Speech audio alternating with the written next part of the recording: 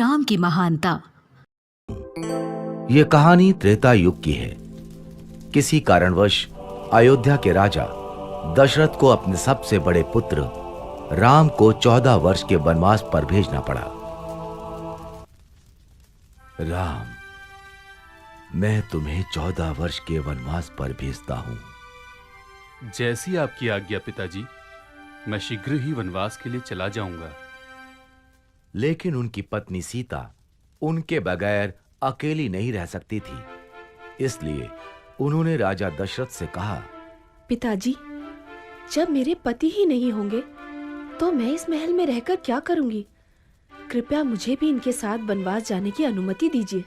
और फिर लक्ष्मण ने भी कहा, पिताजी, मुझे भी भैया राम के साथ जाने की अनुमति दीजिए, क्योंकि राम के बिना लक्ष्मण कुछ भी नहीं है। सीता और लक्ष्मण की विनती सुनकर राजा दशरथ ने कहा, समय मुझे तो मेरे राम से दूर कर रहा है, किंतु मैं तुम्हें तुम्हारे प्रिय राम से दूर नहीं कर सकूंगा। इसलिए मैं तुम्हें राम के साथ जाने की अनुमति देता हूं। कुछ दिनों पश्चात राजा दशरथ से अनुमति पाकर राम, सीता और लक्ष्मण के साथ वनवास के लिए चले गए। वो तीनों वन में कुटिया बनाकर रहने लगे। सब कुछ सही चल रहा था। फिर एक दिन शूर्पणखा नाम की राक्षसी वहां से गुजर रही थी। तभी उसने राम और लक्ष्मण को देखा और सोचने लगी, ये दोनों तो अत्यधिक सुंदर हैं और बहुत बलशाली भी ज्ञात होते हैं। मैं इनमें से ही किसी एक से विवाह करूंगी। ये सोचकर उसने अपनी राक्षसी शक्तियों से एक सुंदर स्त्री का रूप धारण किया और वो राम लक्ष्मण के पास गई। पहले वो राम के पास गई और बोली, हे तेजस्वी युवक, मैं आपके रूप और सौंदर्य से बहुत प्रभावित हूँ और आपसे विवाह करना चाहती हूँ। किंतु मेरा विवाह तो हो चुका है और मेरी पत्नी भी मेरे साथ है। तुम विवाह का प्रस्ताव मेरे अनुज लक्ष्मण के पास ले जा सकती हो। वो इस वन में अकेला है। राम के विवाह से इनकार करने पर शूर्पणखा को बुरा तो बहुत लगा, लेकिन फिर उसने लक्ष्मण को देखा और सोचने लगी, इस युवक ने विवाह से इनकार कर दिया तो क्या हुआ? इसका भाई लक्ष्मण भी इसी की तरह दिखता है। मैं लक्ष्मण से ही विवाह करूंगी। ये सोचकर वो लक्ष्मण के पास गई। हे तेजस्वी युवक, मैं आपके सौंदर्य से बहुत प्रभावित हूँ और आपसे विवाह करना चाहती हूँ। मेरा विवाह हो चुका है, इसलिए मैं तुमसे विवाह नहीं कर सकता। किंतु आप इस वन में अकेले हैं और आपको मुझ जैसी सुंदर स्त्री से विवाह करने से इनकार नहीं करना चाहिए। किंतु मैं तुमसे विवाह नहीं करना चाहता। क्यों? क्या आपको मेरा रूप पसंद नहीं आया? ऐसा रूप देखकर तो देवराज इंद्र का भी मन पिघल जाए, तो आपका मन कैसे नहीं पिघला? शूर्पणखा की चिकनी चुपड़ी बातें सुनकर लक्ष्मण को क्रोध आ गया और उसने शूर्पणखा के नाक कान काट दिए। नाक कान कटते ही शूर्पणखा अपने राक्षसी रूप में आ गई।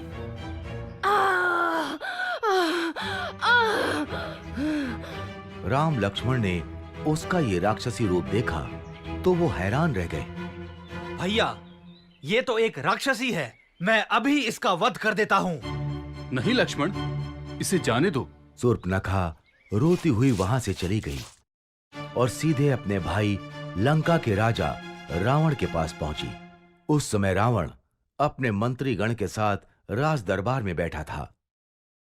भैया रावण, देखिए आपकी बहन शूर्पणखा के साथ क्या हुआ। शूर्पणखा, तुम्हारा यह हाल किसने किया? तुम मुझे उसका नाम बताओ, मैं अभी उसका वध कर देता हूँ। भैया, वन में दो भाई राम और लक्ष्मण रहते हैं। उन्हीं में से एक ने मेरे कान और नाक काटे हैं।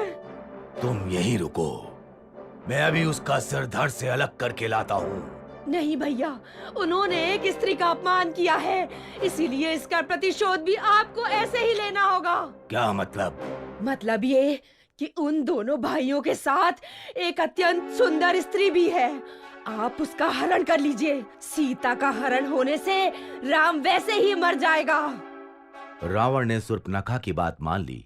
वो एक मायावी राक्षस मारीच के पास गया और बोला, मारीच, मुझे तुम्हारी आवश्यकता है। आज्ञा कीजिए लंकेश। मैं राम की पत्नी सीता का हरण करना चाहता हूँ। इसमें मुझे तुम्हारी सहायता चाहिए। किंतु मैंने सुना है राम बहुत वीर है।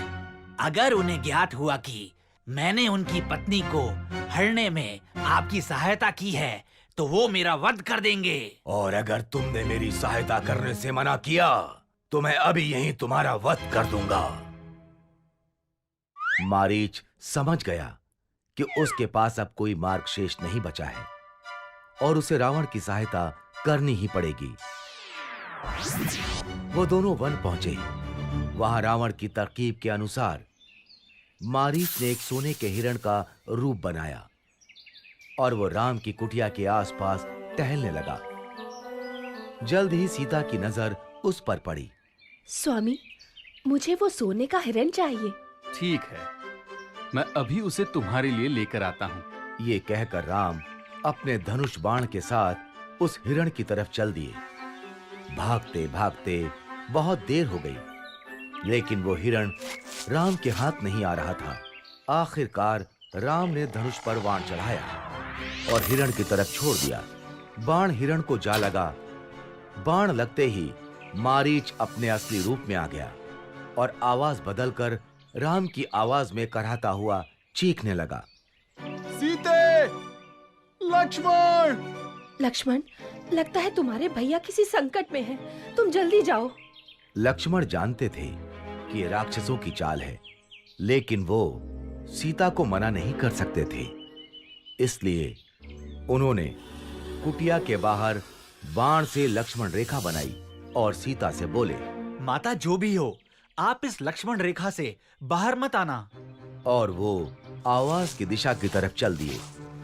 लक्ष्मण के जाते ही रावण वहां आया और तपस्वी का रूप धारण कर सीता की कुटिया पर पहुंचा।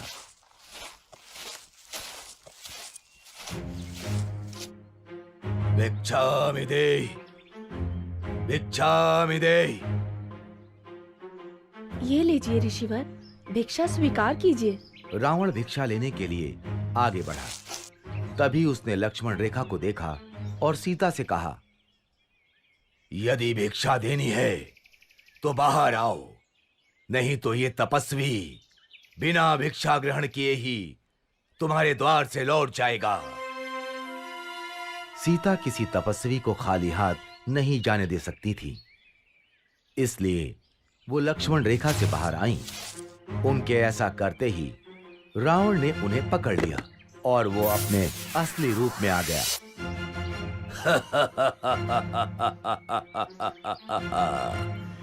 मैं कोई तपस्वी नहीं, मैं लंका का राजा रावण हूं। और रावण सीता का हरण कर उन्हें लंका ले गया। जब राम और लक्ष्मण को सीता के हरण का पता चला तो उन्होंने सीता की खोज आरंभ कर दी। खोज करते करते उनकी मित्रता हनुमान, सुग्रीव, जामवंत और विभीषण जैसे महान और वीर योद्धाओं से हुई। और जब उन्हें यह ज्ञात हुआ कि रावण सीता का हरण कर उन्हें लंका ले गया है, तो उन्होंने वानर सेना के साथ लंका पर चढ़ाई कर दी। पहले राम ने कुंभकर्ण को मारा, फिर लक्ष्मण ने मेघनाद का भी वध कर दिया और अंत में रावण और राम का युद्ध आरंभ हुआ। रावण बहुत मायावी था। वो अपनी मायावी शक्तियों से युद्ध कर रहा था।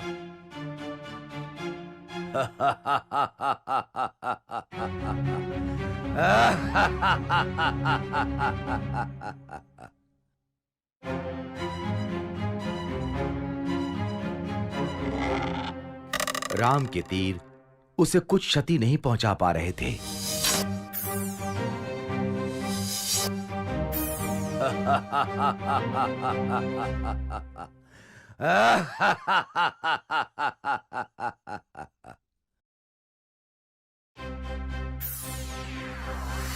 यहाँ तक कि राम ने रावण का सिर भी धड़ से अलग कर दिया, किंतु ऐसा करते ही अगले ही क्षण उसका एक नया सिर आ जाता था।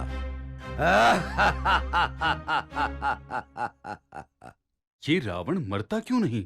तभी विभीषण वहां आए और उन्होंने राम से कहा, प्रभु, आप रावण की नाभि पर वार कीजिए, तभी रावण का वध होगा।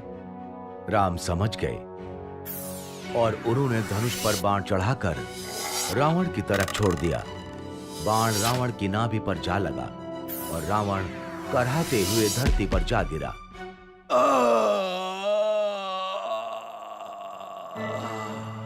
इस तरह राम ने रावण का वध किया और सीता को लंका से छुड़वा लिया। अगर आपको हमारी वीडियोस पसंद आ रहे हैं तो इन्हें लाइक करें, कमेंट करें और सब्सक्राइब करें।